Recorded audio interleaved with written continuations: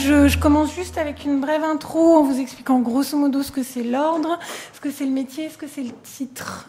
En fait, je pense qu'il est important de rappeler que les écoles d'architecture forment à l'architecture et qu'on peut estimer qu'ici, à Strasbourg, on a une formation qui est assez complète, qui est plutôt très bonne. Et en sortant donc de l'école, vous n'êtes pas forcé d'être architecte.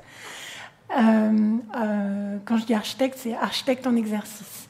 Parce que la première idée, bien sûr, c'est de se dire on va exercer, on va être auteur de nos projets, concepteur, et ensuite on va suivre les chantiers, donc réaliser ce qu'on dessine. Donc ça, c'est une des voies, mais il y en a d'autres. Et notamment, voilà, et il y en a d'autres, et c'est pour ça qu'on veut vous montrer un petit peu une palette tous les ans renouvelée de gens qui exercent, mais qui n'exercent pas comme architectes. Alors vous avez notamment ici Michel Fox qui intervient la semaine prochaine et qui est urbaniste, qui a fait l'école d'architecture, qui nous expliquera comment on fait le joint entre 6 ans d'études ici et puis à un moment donné ne plus s'appeler architecte finalement, mais urbaniste. Et vous aurez aussi des gens comme Yves Grosse qui vont vous parler de la maîtrise d'ouvrage, parce que lui, il est plutôt du côté du client public. Il travaille pour une commune. Il a fait l'ENSAIS à l'époque, il a fait l'INSA, et donc il est diplômé. Marie-Odile Stock, qui elle a exercé pendant quelques années et qui finalement est devenue expert pour une assurance. Et voilà, enfin des métiers comme ça, il y en a plein. Donc je vous disais qu'il y avait une différence entre le métier et le titre. Donc on comprend bien que le métier, c'est la conception, c'est la réalisation de projets. Et puis le titre, c'est autre chose. Et pour avoir le titre, normalement, il faudrait être inscrit à l'ordre. Parce qu'en 1977, une loi a été promulguée. Enfin, le législateur a promulgué une loi qui encadre et qui contrôle la profession.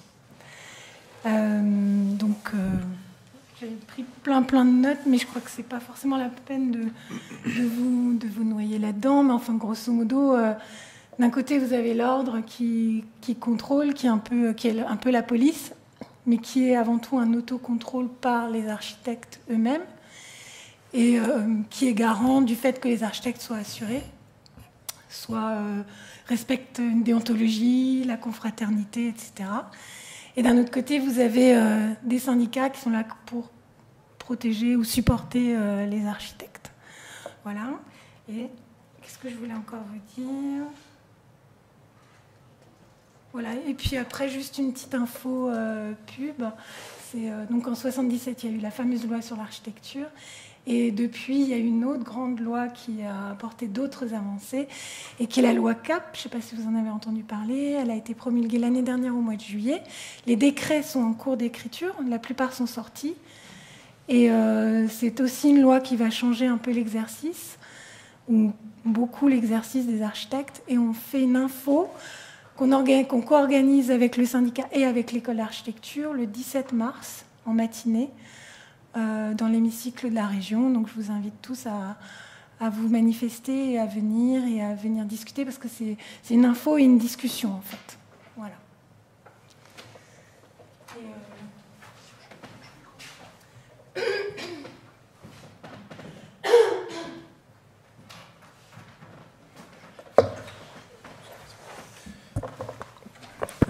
Donc bonjour, donc en complément de ce que vient de vous raconter Catherine, donc je me présente, Christophe Bury, donc moi je suis architecte entre guillemets, on va dire classique, j'exerce de façon normale, je suis salarié par contre, aussi de mon agence d'architecture, on est 2 associés, donc ça aussi c'est quand même une petite nuance dans l'exercice de nos professions, on peut être salarié de nos agences, donc ça aussi quand même un gage, une garantie de certaines problématiques qu'on peut rencontrer.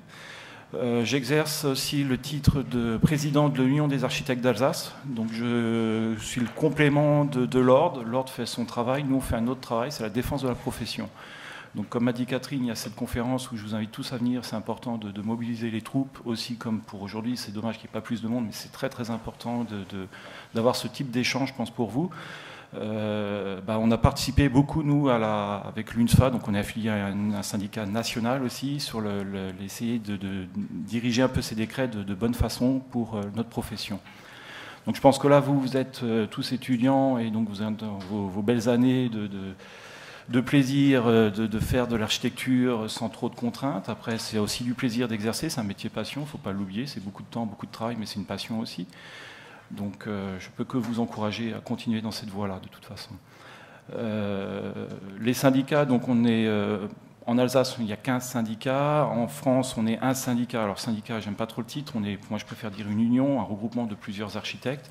Donc on défend réellement notre profession d'architecte sur le territoire français actuellement. Donc voilà, moi j'ai pas grand chose d'autre à rajouter. Je vous invite vraiment à venir à cette conférence de la loi CAP. Hein. Et oui, merci de toute façon à tous les intervenants qui sont là. Et je pense que c'est une richesse de pouvoir entendre tous ces profils qui sont quand même tous intéressants. Hein. Voilà, merci. C'est à moi maintenant. Ah, on m'entend. Moi, je suis chargé de faire un petit peu l'intermédiaire entre ce dont on vous a parlé, c'est-à-dire le métier, et ce dont on vous parle de la première à la dernière année, et puis une manifestation du métier, c'est-à-dire, comme on vous a expliqué, il n'y a pas une façon d'exercer le métier d'architecte, il y en a plusieurs, plus ou moins proches de ce que vous apprenez à l'école. En tout cas, il y a un point commun, et c'est particulièrement manifeste aujourd'hui, c'est la question de la qualité. On vous parle beaucoup de qualité architecturale, on vous parle beaucoup d'exigence, effectivement de passion de faire le métier, mais aussi l'exigence qu'on met à réaliser un projet et puis à le mener jusqu'au bout, main dans la main avec le client, parfois avec des zones d'inconfort, parfois avec on va dire des élans communs avec le client. Et le CAUE est un organisme, alors que vous présenterez en détail et de manière beaucoup plus précise, Gaël, mais c'est un organisme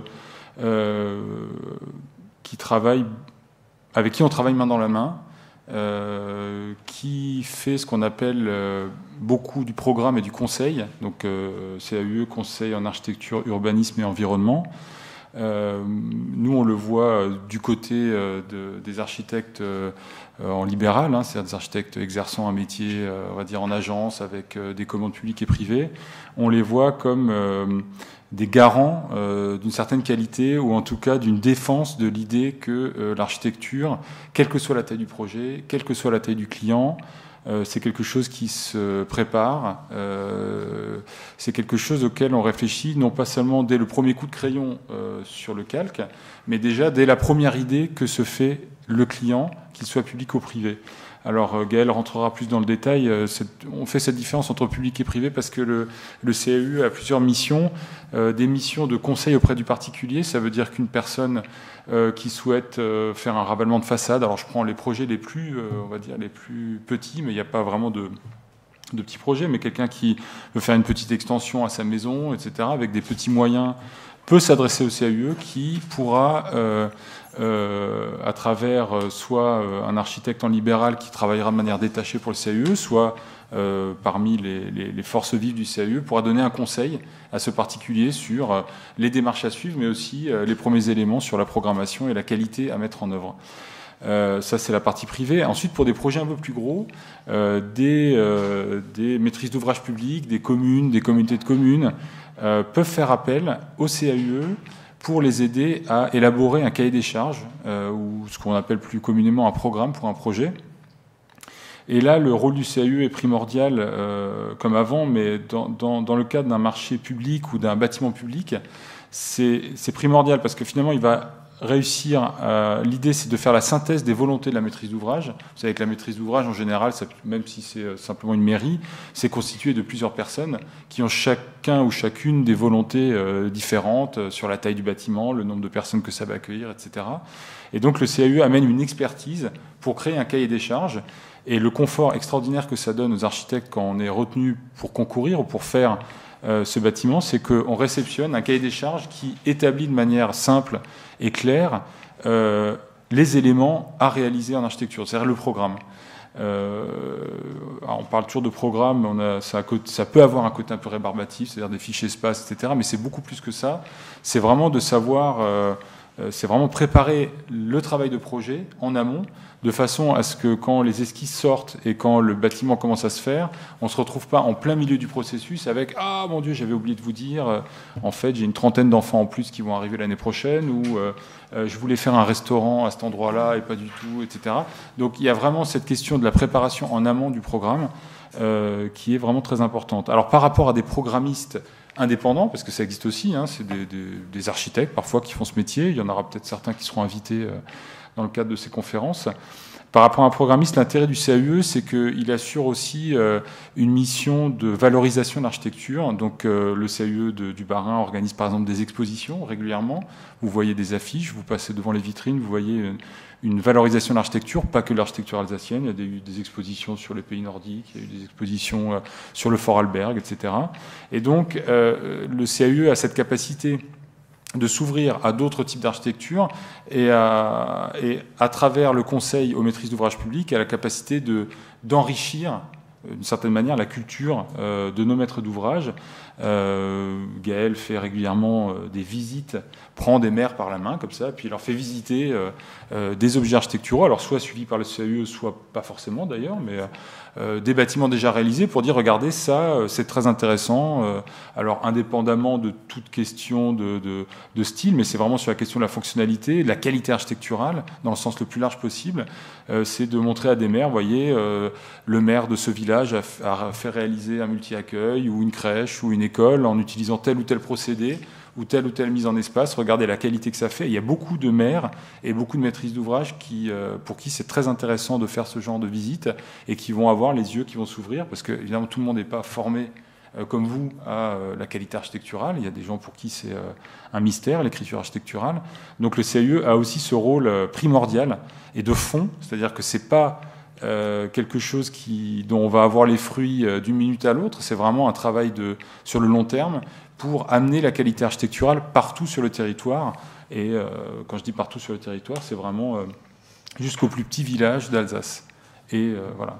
Donc c'est vraiment, pour moi, le maître mot, c'est la qualité architecturale. Après, avec des modes de fonctionnement, soit que l'on s'adresse à un client privé, soit que l'on s'adresse à un maître d'ouvrage public, donc avec des capacités de déploiement différents, avec des gens qui sont à plein temps au CAUE comme Gaël, et puis avec des gens dont j'ai fait partie pendant quelques années, des architectes qui viennent ponctuellement renforcer l'équipe pour faire du conseil aux particuliers, etc.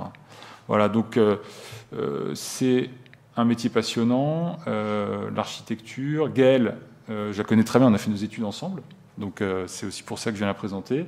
Donc elle a fait le même parcours que vous, elle a fait l'école, elle a passé un diplôme brillamment, et ensuite elle a exercé dans une agence d'architecture pendant des années. Donc elle sait ce que c'est le métier, elle connaît les contraintes, les charrettes, les clients difficiles, les chantiers à l'autre bout du monde où vous partez à 5h du matin pas réveillé, enfin voilà, tous les bonheurs du métier d'architecte.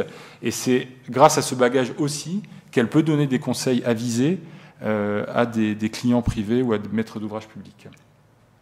Voilà, donc je pense que Gaël va maintenant se présenter. Et puis si vous avez ensuite des questions, je pourrais aussi alimenter un petit peu le débat. Voilà, Gaël. Merci. Mais merci à tous, merci à tous les organisateurs de m'avoir invité, et puis merci à Frédéric Muller de me présenter aussi gentiment.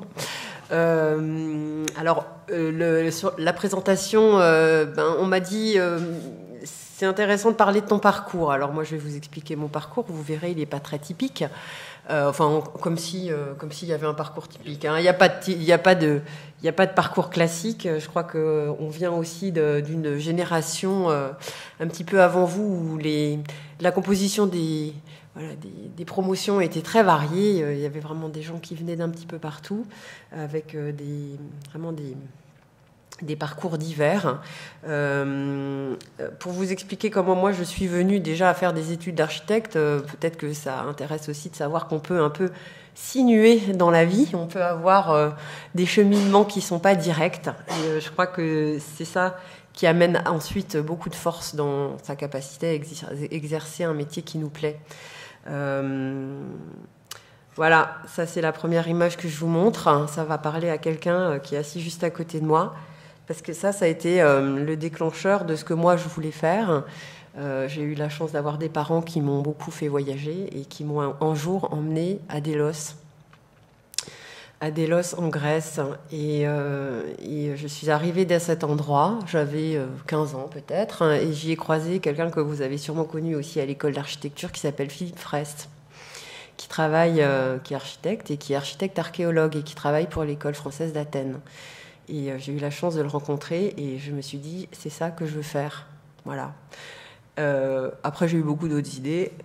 Finalement, je me suis dit que c'était quand même pas mal d'aller travailler sur une île grecque pendant les étés. Je n'avais pas compris qu'il y avait autre chose que juste travailler 2 mois sur une île grecque.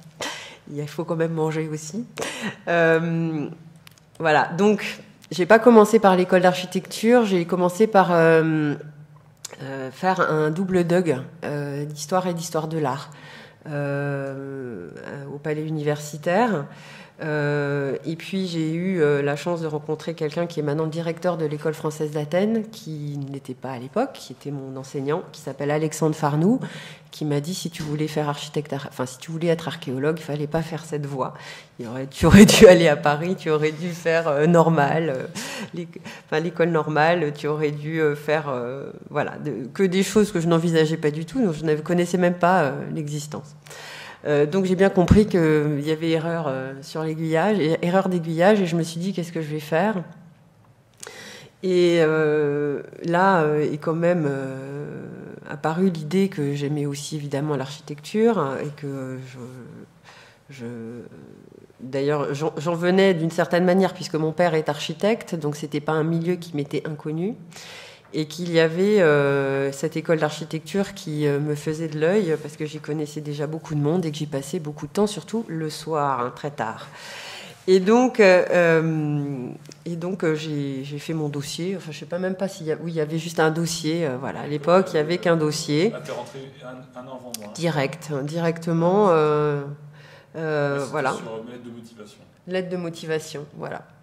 Et donc, j'ai été assez motivée, apparemment, puisque je suis rentrée à l'école d'architecture, sans oublier quand même mes études d'histoire, parce que j'ai toujours fonctionné en parallèle. C'est-à-dire que sans continuer mes diplômes d'histoire, j'ai quand même continué à suivre quelques cours quand j'en avais le temps, mais le temps était rare.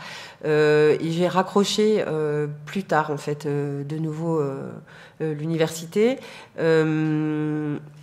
Tous mes stages pendant mes études, c'était dans le domaine de l'archéologie. Donc faire de l'archéologie préventive, ensuite et faire prêter main forte aux étudiants du DESS qui étaient organisés à l'école d'architecture pour partir justement sur des missions. Donc faire du relevé, beaucoup de relevés pour gagner des sous aussi, pour travailler pour des promoteurs ou des gens qui voulaient commercialiser des futurs logements, dessiner des plans. Enfin voilà, c'était un peu tout le temps que je pouvais avoir, je le mettais là-dedans, faire des relevés de mairie, à l'époque, nous, on savait déjà qu'on commençait. Je suis de la génération, on commençait à savoir se servir d'un logiciel de dessin sur ordinateur.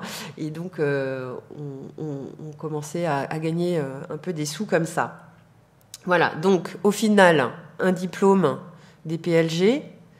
Alors, mention très bien faite, c'est bien de se le dire quand même, de se le rappeler. Hein. J'ai dû sortir mon CV, je me souviens même plus de tout ce que j'avais fait. Et un DESS en parallèle, DESS Patrimoine archéologique monumental à Strasbourg, où là j'ai retrouvé ce fameux Philippe Fraisse et un certain monsieur Didier Laroche, qui m'a embarqué dans d'autres aventures. Mon diplôme, là aussi je l'ai retrouvé avec beaucoup de plaisir. Je me dis oulala. C'était assez drôle quand j'y pense. Voilà, alors ça c'est mon premier métier en fait, parce que j'étais architecte, j'ai fait mon diplôme et c'est ça que je voulais faire. C'était de l'archéologie, être architecte archéologue, et finalement en suivant les enseignements des enseignants de cette école, donc Didier Laroche, Philippe Fraisse, entre autres, et bien donc j'ai intégré ce DESS, et donc je suis partie en Turquie travaillé avec Didier Laroche, donc, où j'ai même habité en Turquie. Ma mission principale, c'était de travailler sur l'anastylose du temple de Leto. Donc l'anastylose, c'est la reconstruction, hein, tout simplement. J'ai travaillé donc à Délos. Je suis retournée avec Frédéric travailler sur le théâtre. Il s'agissait du relevé. J'ai travaillé pour le CNRS et pour l'IRA sur le théâtre antique d'Orange pour faire des relevés d'urgence. J'ai travaillé à Izmir, où j'habitais d'ailleurs, sur l'Agora d'Izmir. Et donc, j'ai vécu comme ça 3-4 ans libéral à mon compte sur répondre à des commandes et des missions qui concernaient uniquement l'archéologie. Sauf que quand vous n'avez pas de poste de chercheur et quand vous êtes architecte uniquement, c'est très difficile de vivre de ce métier, parce que vous travaillez au coup par coup sur des missions qui sont plus ou moins longues, avec des contrats plus ou moins bancales, surtout quand il s'agit des contrats venus des ministères. En général, il n'y en a pas. Donc, à part le CNRS, personne n'arrivait à assurer, si vous voulez, le minimum d'un salaire peut-être, mais en tout cas sûrement pas ensuite d'un contrat qui vous protégerait. Et quand vous travaillez dans des pays étrangers, que vous travaillez sans contrat et sans visa de travail, vous pouvez être dans de mauvaises postures. Donc j'ai dû petit à petit mettre fin à cette activité parce que c'était pas assez encadré. Malheureusement, ça correspond aussi au déclin de la volonté des ministères, en particulier du ministère des Affaires étrangères de l'époque, de pousser des missions françaises à l'étranger. Voilà, il n'y avait plus de sous déjà. Et donc les ministères, petit à petit, se désengageaient de leurs sites archéologiques et de leurs missions. Et ça va de mal en pire. Et c'est de pire en pire. Voilà. Donc, pas de poste, plus de boulot. Voilà, ça va vite. Hein. J'en ai quand même gardé un. Parce que ça, c'est quand même mon petit bébé, comme on dit. Ça fait 10 ans que je travaille donc toujours pour l'École française d'Athènes. Donc sur mes vacances, je pars en Crète, travailler sur le site de Malia, qui est un site minoen. Donc vous voyez, ces jolis petits tas de pierres dont j'essaye de comprendre à quoi ça pouvait ressembler il y a plus de 2000 ans, ou même plus, 4000. Voilà, c'est difficile, c'est passionnant, on rencontre des gens extraordinaires et là aussi, il faut projeter parce qu'on n'a pas grand-chose pour s'aider. Voilà. Alors ça c'est la deuxième partie, c'est l'autre versant de moi, c'est-à-dire ça c'est mon diplôme et puis mes expériences professionnelles dans le monde des architectes. Et il y en a une qui a été fondamentale, c'est celle que je montre là. Donc, moi, je suis tombée une année un peu maudite. Je suis toujours sur ces années, vous savez, où il y a un dispositif qui ne marche pas parce qu'on est dans une transition. Alors moi, j'étais l'année où l'Erasmus, ça ne marchait pas. Donc, j'ai fait Erasmus à Marseille. C'est au moins ça. C'est un dépaysement assez intéressant. Et donc, en fait, je suis allée travailler chez Rudy Ricciotti. J'ai pris mon téléphone un jour, morte de peur. J'ai mis une demi-heure à passer mon coup de fil. Et finalement, je l'ai eu en direct. Et il m'a dit, mais oui, viens. Super. Donc, autant vous dire, j'étais un peu en panique. Mais j'y suis allée. Je me suis trouvé une petite chambre, là. Et je suis allée travailler chez lui dans des conditions aussi en mi-stage, mi-travail. Enfin, c'était... ça fait partie des périodes un peu difficiles, hein, des transitions des étudiants, des jeunes architectes. À l'époque, il n'y avait pas le HMO, hein, donc tout ça. Donc on partait direct. Et Rudy Ricciotti, alors c'est le personnage que vous connaissez maintenant, qui est très médiatique. Là, moi, je parle il y a 20 ans. C'était le début. Il avait Vitrolles, il commençait à devenir la star montante. C'était une petite agence, il n'y avait pas encore grand monde. Moi, je ne voyais que le côté fantasque du personnage, que vous connaissez peut-être si vous l'avez vu.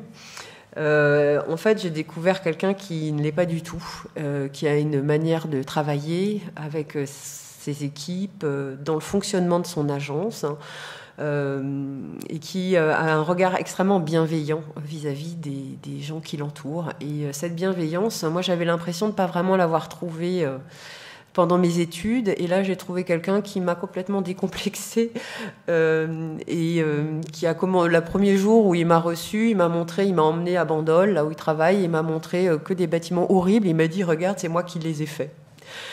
On va pas te demander d'être le génial dès le début.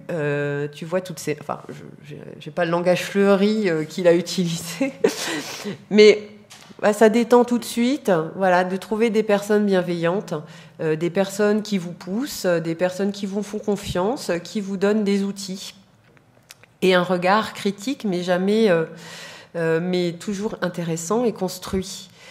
Quelqu'un qui vous montrait qu'il était capable de s'interroger, qui était capable de se retourner vers moi, jeune femme de 24 ans, et qui me demandait, inquiet, de relire ces textes qu'il allait publier dans je ne sais plus quelle revue, en me disant « qu'est-ce que t'en penses ?» et à écouter mes remarques avec intérêt. Et ça, c'est important. Et là, je voudrais revenir aussi sur l'apport de Didier Laroche, que vous connaissez à l'école d'architecture, parce que Didier, on a eu ce même rapport. Je pense que ce qui est important, c'est la transmission de ce qu'on sait aux autres. Alors, dans les études, des fois, on tombe sur des enseignants qui transmettent et puis d'autres qui ont plus de difficultés. Moi, j'ai eu la chance d'être portée par ces deux personnes, chacun dans leur domaine. Didier, parce qu'il a une exigence extraordinaire et en même temps une richesse incroyable. C'est quelqu'un dont il faut reconnaître le talent et la générosité aussi. Et je pourrais dire la même chose de Rudy Ricciotti. Et pourquoi j'en parle ? Parce que je crois que maintenant, dans mon travail, aujourd'hui, c'est ce que j'essaye de porter moi aussi. C'est cette transmission. Alors, je ne le transmets pas à des étudiants, même si je le transmets parfois à des élèves, mais je le transmets, et c'est mon métier d'ailleurs, je transmets ma passion d'architecture, une certaine vision de l'architecture à des personnes qui, pour l'instant, n'en ont pas toujours. Voilà. Donc ça m'a construit. Le CAIE, c'est une histoire, pour moi, d'abord tout à fait alimentaire. Quand je n'avais pas de boulot, parce que je partais pas sur mes missions à l'étranger. Alors en général, la période creuse, c'est de novembre à février-mars. Hein. Il se passe rien, il fait pas beau, les missions n'ont pas lieu, donc ça veut dire pas de travail. Et un jour, on m'a demandé de venir dépanner au pied levé, parce que j'avais 4 mois à rien faire, de venir dépanner au CAIE pour aider à supporter un afflux de demandes. Alors, le CAIE, c'est pas inconnu pour moi. J'ai pas de mérite à connaître le CAIE puisque c'est mon père qui l'a fondé. Je m'en suis toujours tenue très éloignée, surtout pendant mes études. C'était très difficile à porter d'être la fille d'un architecte et c'était encore plus difficile à porter d'être la fille du directeur du CAIE. C'est à eux qui étaient maille à partir dans les commandes de certains profs de l'école. Ce qui explique parfois, c'est pour ça que... Les difficultés. Je le précise, oui. C'est pour ça qu'Gaëlle, à un moment, elle a complètement...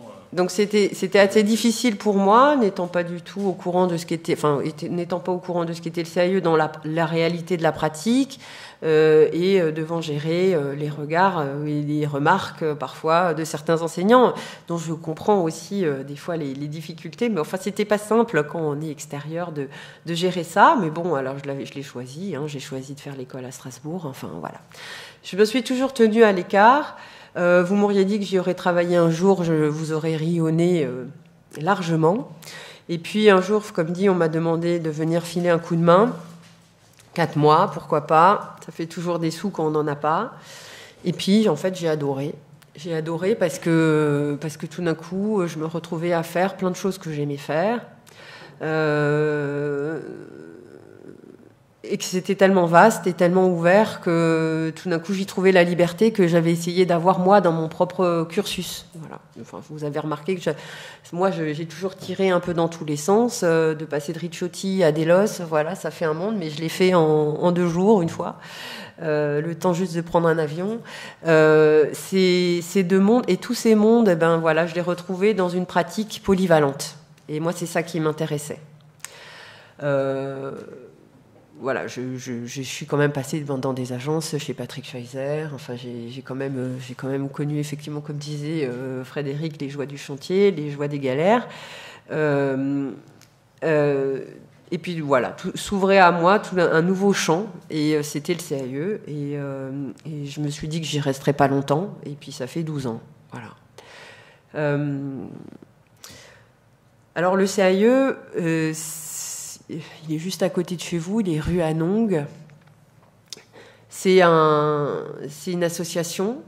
C'est très important de le savoir parce que c'est financé de manière un peu particulière. Ça le rend indépendant et ça, c'est très important. Le CAE, ça porte la question, effectivement, de la qualité architecturale et du cadre de vie.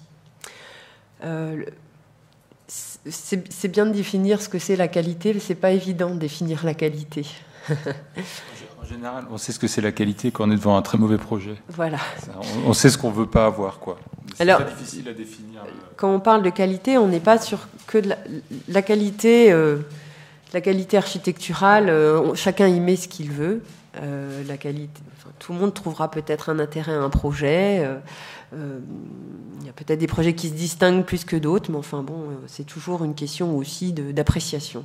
Pour la qualité, c'est surtout la qualité de porter un projet. La qualité, c'est surtout de savoir où on va. Un projet, c'est un moment, c'est presque la fin du processus, le projet. Une fois que vous avez le projet, les gens vivent dedans. Mais il n'y a pas de qualité si les gens n'y sont pas bien. Le projet, on ne le construit pas pour soi, on le construit pour ceux qui vous le commandent. Ça, c'est quelque chose qu'on n'apprend pas chez les architectes à l'école. Le projet, il est toujours issu d'une commande. Voilà. Après, si l'architecte arrive à amener des éléments qui vont favoriser la vie de ce projet, ça, c'est là qu'on sent la qualité. La qualité, c'est aussi de savoir s'il va pouvoir évoluer, si vous allez pouvoir bien vivre dedans, si vous avez respecté les délais, si vous avez surtout respecté les coûts. Il y a plein de notions à prendre en compte dans un projet. Et le CAE, c'est issu de l'histoire de la reconstruction après-guerre. Il n'y avait pas de qualité quand on a reconstruit. On ne s'est pas posé des questions. On sait bien qu'il y avait à l'époque quelques grands architectes, des prix de Rome, qui construisaient des projets. Voilà, je vous replonge un peu dans l'histoire, mais où on reprenait des projets types, des modèles types qu'on appliquait un petit peu partout. Et puis en même temps, à partir des années 70, on a commencé à réfléchir à ce qu'on pouvait faire de manière plus locale. C'était l'amorce de la décentralisation, ce qui paraît très évident à l'époque, mais autrefois l'État avait sa main mise à travers les DDE, donc les directions départementales d'équipement, où il y avait des architectes conseils qui donnaient leur avis sur des permis de construire, et si ça ne marchait pas, les pauvres élus, ils repartaient avec leur projet sous le bras, ils ne savaient pas trop quoi faire, ils ne savaient pas comment être aidés. Voilà. Et l'intérêt de la réflexion sur la création des CAE, c'est de se dire, l'architecture, c'est pas rien, c'est une notion d'utilité publique. Le cadre de vie est important. Il faut aider les particuliers et puis il faut aider les collectivités à acquérir une culture architecturale et surtout à pouvoir constituer des projets qui soient pérennes et qui soient satisfaisants. Voilà, qu'on n'ait pas à se reposer la question 5 ans après la construction de savoir s'il fallait le faire ou pas. Période bénie des années 70, je le dis d'autant plus que maintenant, va y avoir une année électorale importante, que la question de la qualité, elle se pose dans aucun discours que vous entendrez, et je me demande comment les CAE ont fait pour exister. Voilà, même la loi sur l'architecture, en fait. Cette année 77 qui a validé la loi sur l'architecture, elle découle de réflexions amorcées depuis les années 70, début des années 70. Ce sont des temps où on ne pensait pas que économie, mais on se posait aussi la question de savoir dans quels espaces on allait vivre, quelles garanties sur la qualité environnementale on pouvait avoir, et on pouvait se poser ces questions-là. Maintenant, je crois que ce sont des questions qu'on n'aborde plus trop, malheureusement. Ça n'a pas de prix, la qualité. Donc, dans notre période de marché où tout est marché, un peu difficile de le quantifier. C'est un problème pour notre métier tous les jours, quoi. Voilà. Donc le CAE,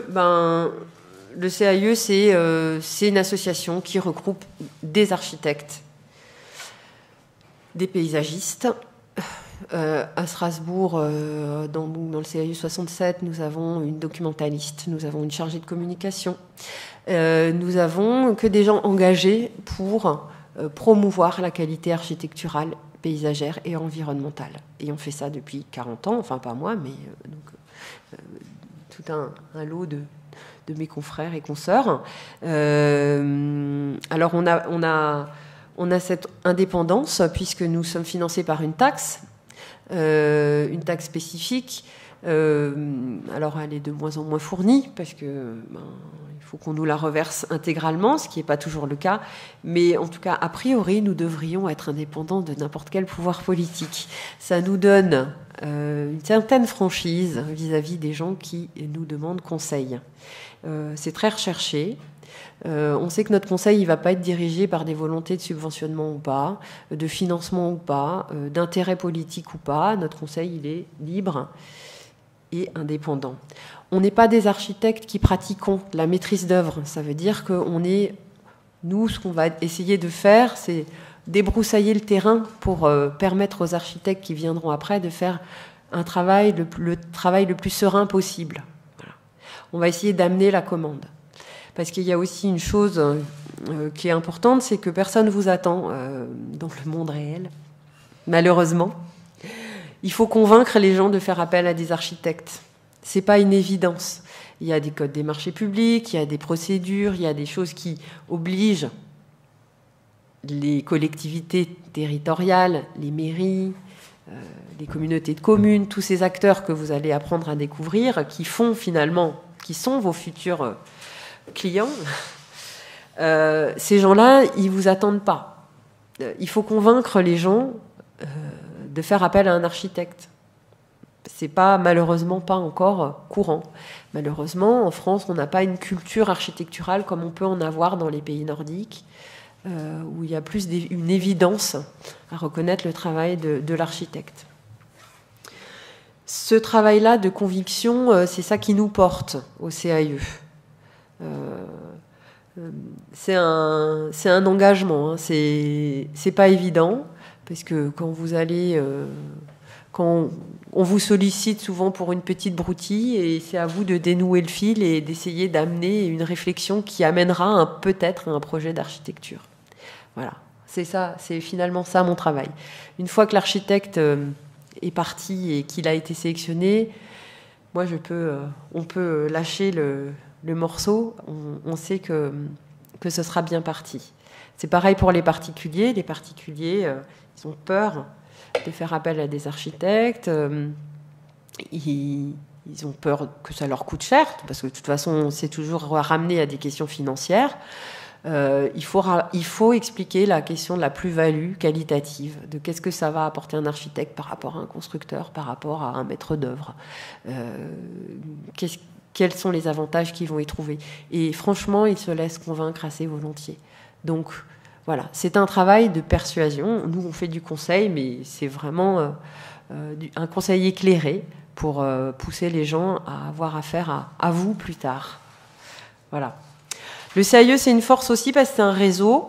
Le CAE, il y en a 92 dans les départements, dans tous les départements français, enfin quasiment dans tous les départements français, voilà, en orange ceux qui ne sont pas dotés, mais vous voyez quand même qu'il y a un énorme réseau.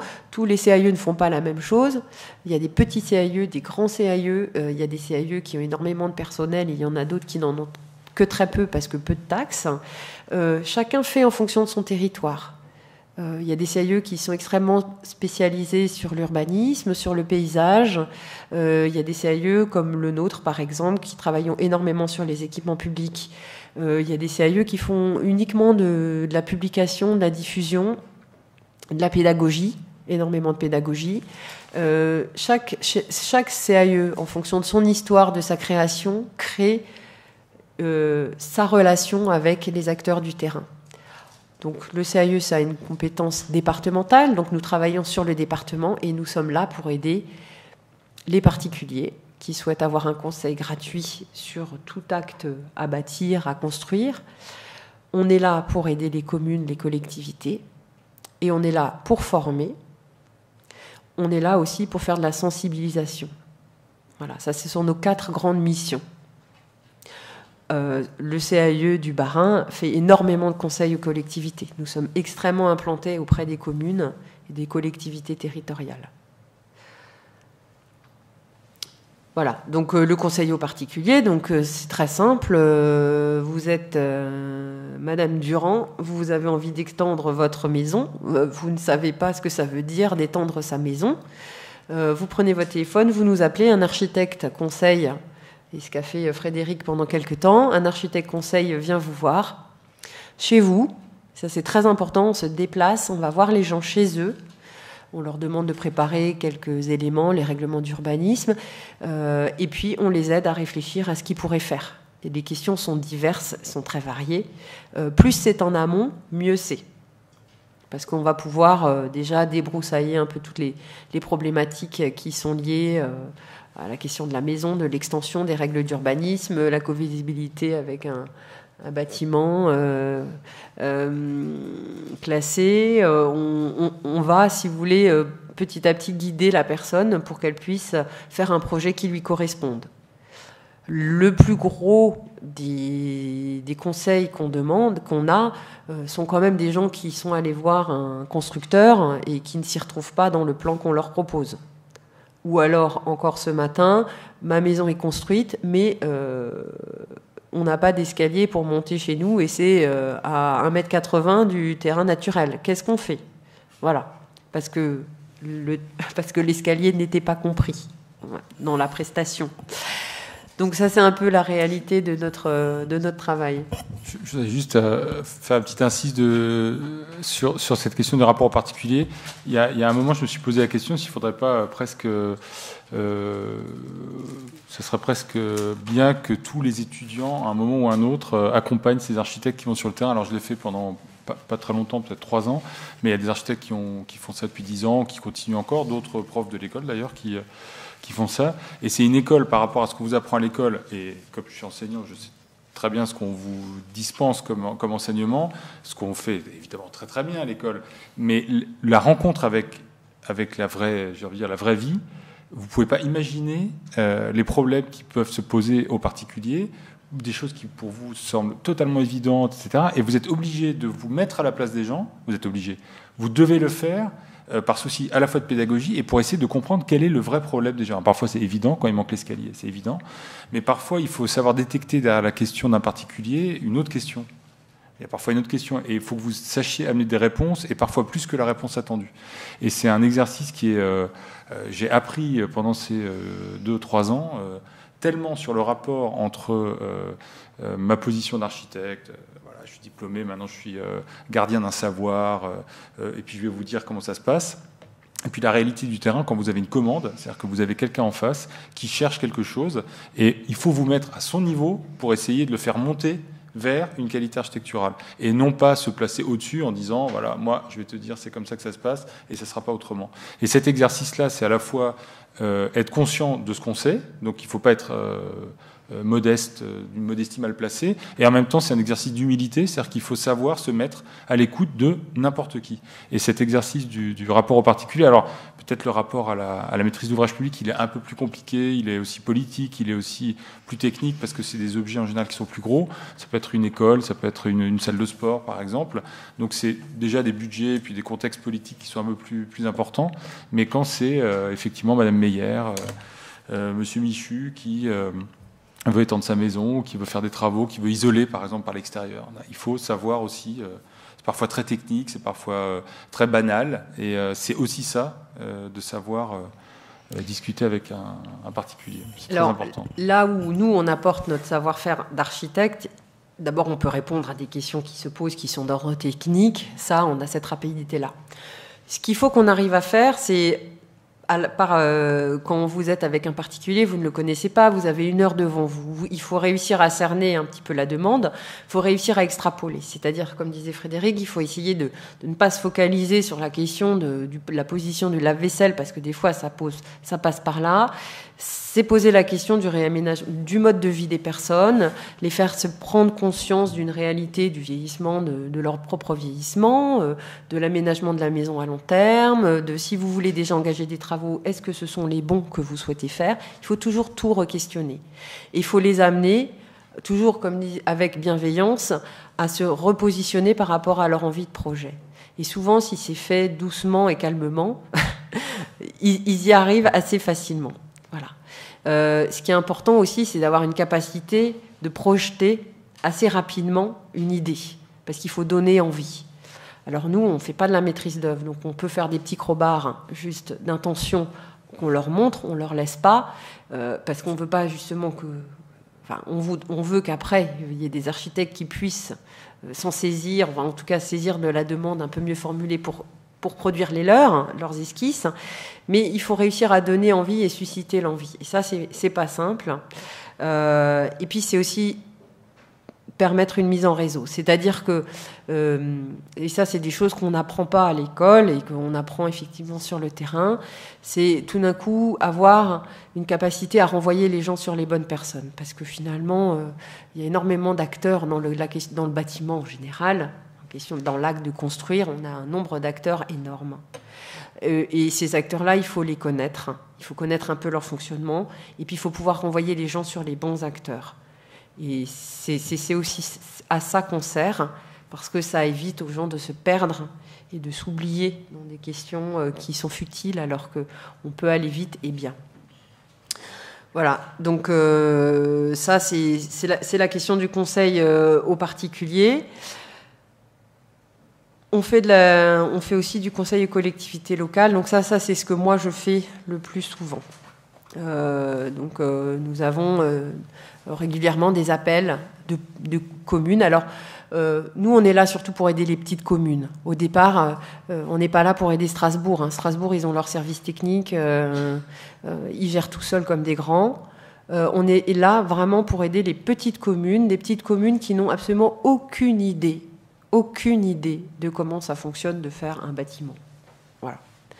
Vous avez un maire qui, s'il est nouveau maire, a été élu, c'est un ancien retraité, un retraité cadre SNCF, l'ancien boucher du village, un agriculteur. Comment voulez-vous qu'un agriculteur, un boucher ou un cadre SNCF, et j'en cite, et un enseignant, enfin voilà, c'est très varié. Ces personnes-là ne sont pas formées à la question de l'architecture, de l'urbanisme. Pas le moins du monde. Donc, vous avez une commune où se pose la question de la création, par exemple, là, je prends l'exemple de Hurtigheim, de la construction d'une mairie. Voilà, moi, j'ai eu un maire, le maire de Hurtigheim, premier mandat.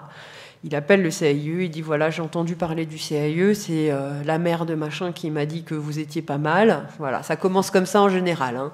C'est le village d'à côté, on a entendu parler d'eux, on vous appelle. Voilà, on a une mairie, elle fait 30 mètres carrés, on est un peu à l'étroit. Ça commence par ça, la demande. Voilà. Donc, moi j'arrive, je dis bonjour, c'est bien. Effectivement, la mairie est petite. Et là, on commence à dérouler le fil. Et ça, c'est 3 ans. 3 ans de travail pour arriver juste au projet.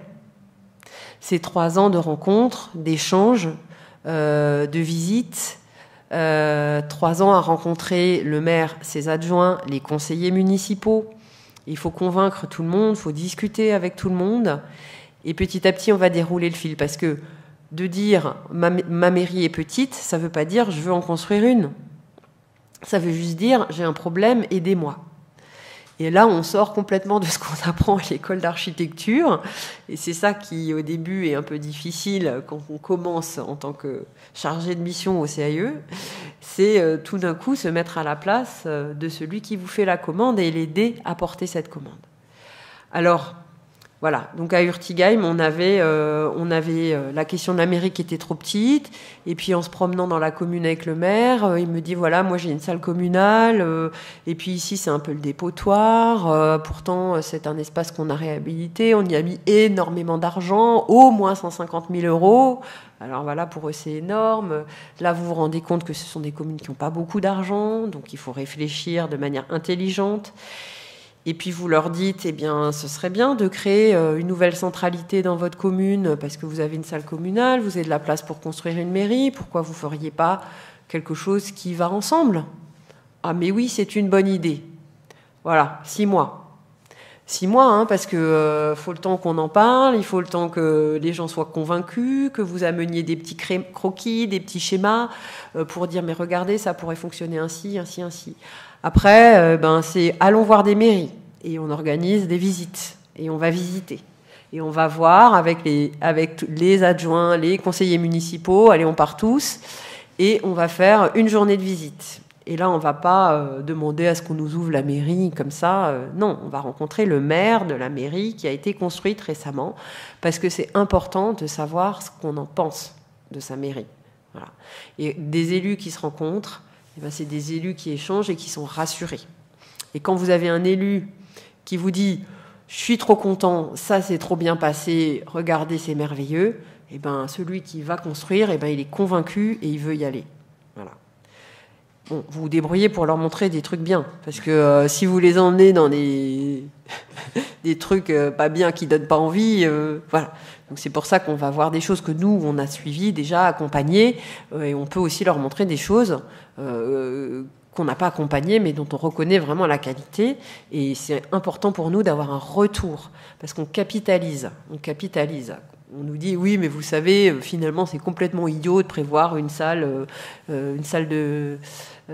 salle du conseil, c'est idiot de la prévoir comme ça, il vaut mieux la prévoir pas carrée, parce que si elle est carrée, on ne peut pas déplacer, on ne peut pas se mettre en configuration mariage, ou j'en sais rien.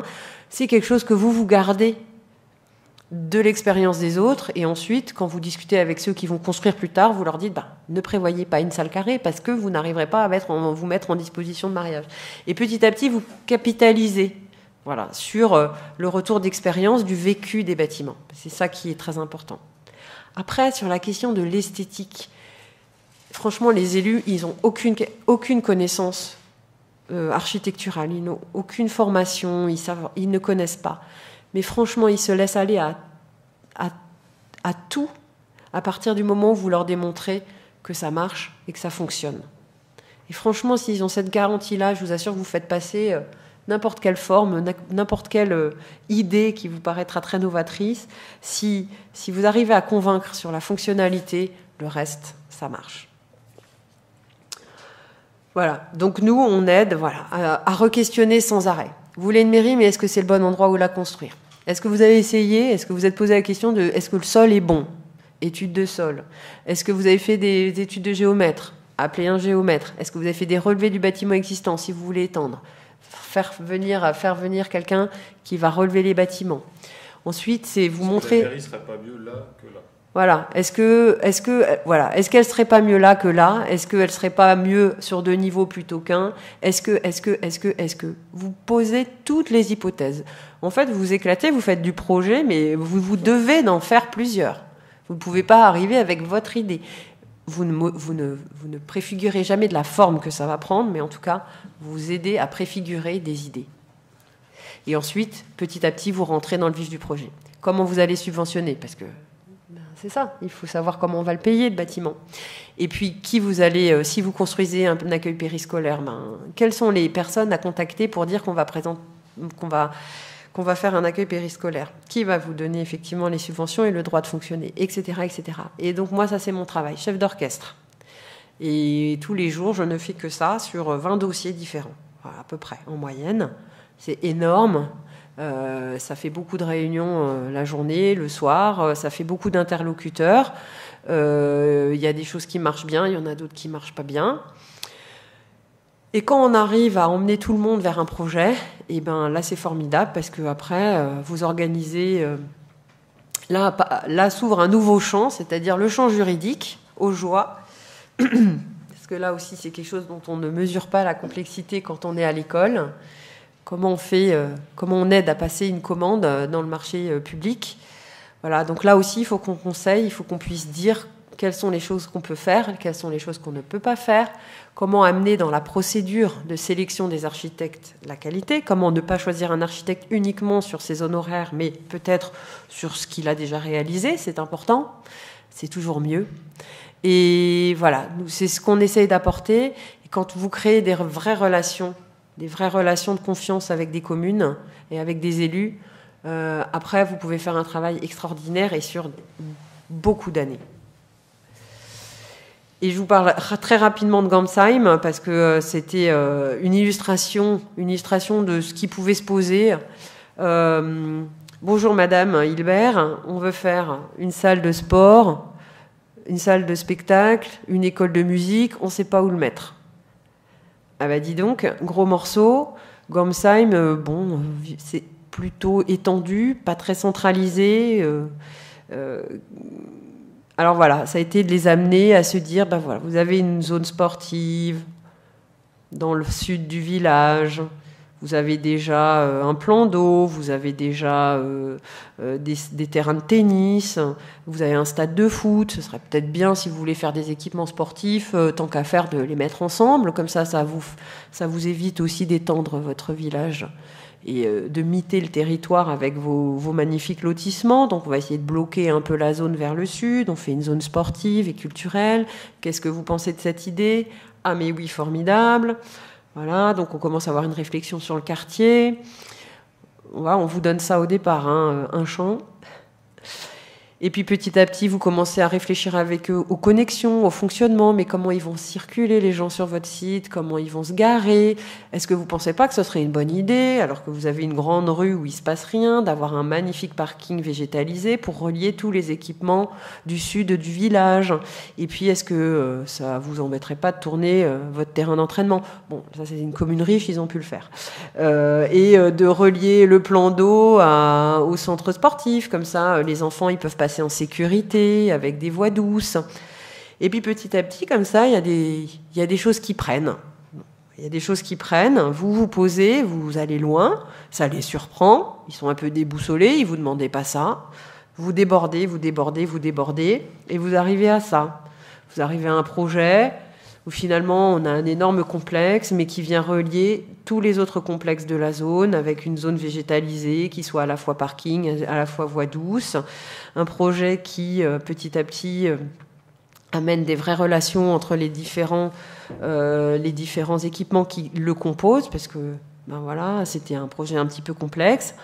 Vous organisez, vous aidez la commune à organiser le concours, vous les aidez à comprendre où est le projet qui leur convient le mieux. Et puis, vous croisez les doigts et vous espérez que ce soit le meilleur projet qui passe. Et si vous avez bien fait votre travail, en général, c'est le cas. Et puis après, ça donne un équipement qui est très beau, qui est très fonctionnel et qui marche très bien. Et qui surtout a débouché sur une relation maintenant de plus de 10 ans. Et depuis, on a nouveau accompagné la commune sur le projet de la nouvelle école. Là aussi, l'école maternelle est un peu petite. Qu'est-ce qu'on fait? Et au final, on a rasé l'école maternelle et on a fait un périscolaire. Et on a refait aussi l'école élémentaire. Donc voilà. Et puis en plus, on a réussi à refaire aussi un projet derrière de concours pour la requalification des espaces publics, parce qu'autour, c'est dommage d'avoir d'aussi beaux projets avec des espaces publics qui ne tiennent pas la route, et du coup, on a refait un magnifique concours sur tous les aménagements des espaces publics. Bon, c'est exceptionnel. La qualité, on y prend goût, en fait. Voilà. En fait, quand on a réussi à convaincre, ça marche, et puis on arrive à dérouler sur l'ensemble de la commune. Et c'est un peu ça vraiment le travail de fond.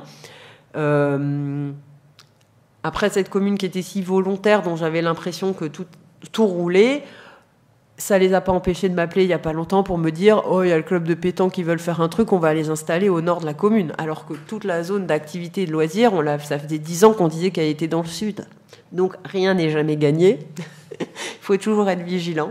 Mais en tout cas, on arrive comme ça, petit à petit, à constituer des choses qualitatives pour les communes. Ça, c'est un gros morceau. Hein. On peut parler de toutes petites communes, une petite salle de classe, un petit périscolaire, une petite mairie, voilà. Sinon, l'information, la sensibilisation, la formation des élus, ben forcément, hein, on les forme au quotidien à tous les enjeux qui sont liés à l'architecture, l'urbanisme. La sensibilisation, ce sont des expositions qu'on organise régulièrement, des conférences. C'est aussi le centre de documentation auquel vous pouvez toujours faire appel, qui est ouvert aux étudiants. N'hésitez pas à venir. On a une documentaliste qui vous fait des bibliographies, qui vous recherche les ouvrages.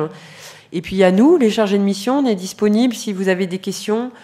Si un jour dans vos projets, vous travaillez sur une thématique d'équipement public et vous ne maîtrisez pas forcément, et vous ne pouvez pas maîtriser la complexité d'un multi-accueil ou d'un centre de secours, n'hésitez pas à venir, parce que nous, on peut échanger avec vous, on est disponible pour faire ce travail-là avec vous. La sensibilisation au milieu scolaire, ça c'est aussi une part énorme. Donc formation des enseignants, formation des élèves. Donc on va dans les classes, on travaille avec des classes, des élèves, parce qu'il faut les prendre jeunes. Donc plus on les prend jeunes, plus peut-être que cette diffusion de la question de la qualité architecturale se propagera. On commence en maternelle, élémentaire, collège, très intéressant. Les collégiens, c'est la meilleure, je pense, le meilleur moment.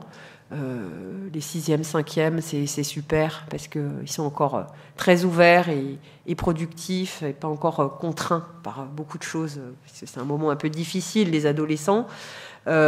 Beaucoup d'envie, beaucoup de curiosité. Et moi qui ai suivi beaucoup de classes de collège, et ben, j'ai encore des jeunes là qui me font part, qui continuent à m'écrire des mails pour me dire, ben voilà, on a fait un DUT, on a fait génie civil, on a fait ci, on a fait ça, on va demander, on va faire l'école d'archi, voilà, il y a des envies qui germent, mais c'est très bien, et ça porte, et on se rend compte que ce travail-là aussi fait avancer les choses pour des jeunes. Voilà, donc on les soutient beaucoup. Les expositions, on vous invite à venir les voir, parce qu'on trouve qu'il n'y a pas beaucoup d'étudiants qui viennent, pourtant on n'est pas loin. Et c'est peut-être une question que je vous pose, c'est quels sont maintenant les supports qui feraient qu'on peut vous intéresser, parce qu'on se rend bien compte que ça devient de plus en plus difficile de faire venir les gens chez nous. En tout cas, n'hésitez pas, c'est très ouvert, on est plutôt sympa, on a une bonne machine à café qui n'est pas encore tombée en panne, donc n'hésitez pas. Voilà. Merci de votre attention. Je ne sais pas si j'ai tout... C'était un peu balayé, mais je pense que maintenant vous pouvez poser des questions si vous voulez.